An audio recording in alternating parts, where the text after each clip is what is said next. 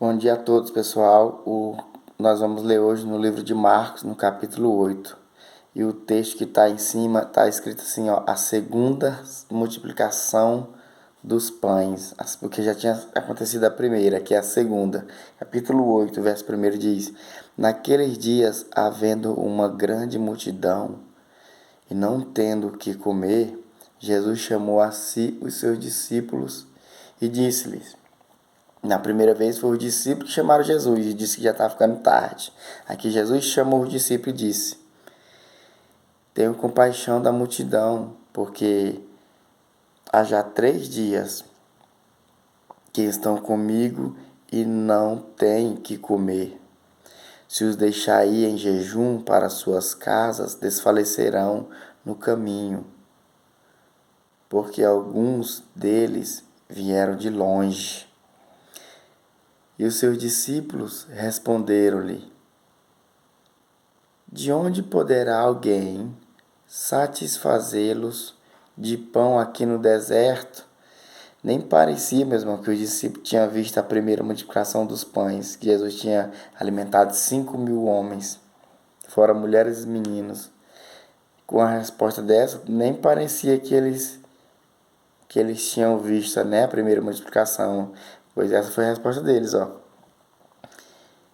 De onde poderá alguém satisfazê-los de pão aqui no deserto?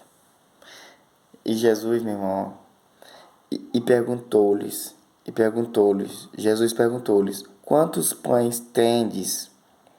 Olha só de novo a quantidade. E disseram-lhe, 7. Outra vez o número de completude na Bíblia, o número 7. Que eu falei da outra vez, Deus criou o mundo em 6 dias e descansou no sétimo de todas as suas obras. 8, verso 6. E ordenou à multidão que se assentasse no chão. Então, tomando os 7 pães e tendo dado graças, partiu-os e deu-os aos seus discípulos para que os pusesse diante deles. E puseram-no diante da multidão. Tinham também alguns peixinhos. Tendo dado graça, ordenou que também lhes pusessem diante. E comeram e saciaram-se. Então, dos pedaços que sobejaram, levantaram 7 cestos. Outra vez o número 7. E os que comeram eram quase 4.000,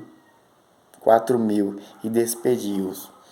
Na primeira vez sobrou 12 cestos, número equivalente ao número de discípulos de Jesus. Né? Eu não sei, meus irmãos, ainda o que o Espírito Santo quis nos revelar com aqueles 12 discípulos, sobraram 12 cestos. Aqui sobraram, restaram, a multidão se saciou e restaram 7 cestos do que sobrou, né? E o que eu quero chamar a atenção para nós hoje, meus amados, é que, e não é assim comigo e com você, às vezes nós não somos tão tardios para entender as coisas de Deus, nós não somos tão demorados para entender os ensinamentos de Deus, porque o Salmo 32, o versículo 9 diz assim, ó: Não sejais como a mula, não sejais como o cavalo, que precisa de cabresto para obedecer a ordem do seu dono. É Deus que pelo Espírito Santo, a Bíblia diz, Deus diz que toda a Escritura é divinamente inspirada pelo Espírito Santo de Deus, meu irmão. Então, Deus quem escreveu lá, através da mão de homens, né? Como Davi, outros homens escritores da Bíblia, como nós sabemos, esses homens cheios do Espírito de Deus, escreveu o versículo, Salmo 32, versículo 9, diz, não sejais como o cavalo, não sejais como a mula que não tem entendimento, que diz, se não colocar cabresto neles, na boca deles, eles não obedecem. Se não colocar cabresto na boca deles, eles não obedecem. O cavalo não é assim, o burro não é assim. Você vai montar num burro aí sem colocar um cabresto na boca dele, ele não obedece, ele não vai para onde você quer. Então, e Deus diz, não sejais como cavalo, vocês não são cavalo. Não sejais, pelo menos não sejais como eles. Para que só obedece quando coloca uma rédea, um bridão na boca. Não sejais, ele está querendo dizer. E Jesus diz também lá em Lucas 24, oh, mas vocês são tardios de entendimento para entender nossas coisas. E é assim, meu irmão, às vezes com nós. Às vezes não, a gente é meio lento para entender mesmo os ensinamentos de Deus. Mas ele disse para nós assim, para mim e para você, ele diz assim, aquele que não tem sabedoria, peça a Deus que ele dá.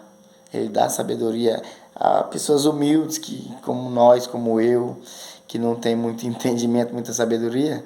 A Bíblia diz que é só pedir, pede sabedoria a Deus e te esforça, que ele te ajuda e não te lança em rosto. Te dá de graça sabedoria. E a Bíblia diz, meu irmão, que o princípio da sabedoria é o temor de Deus.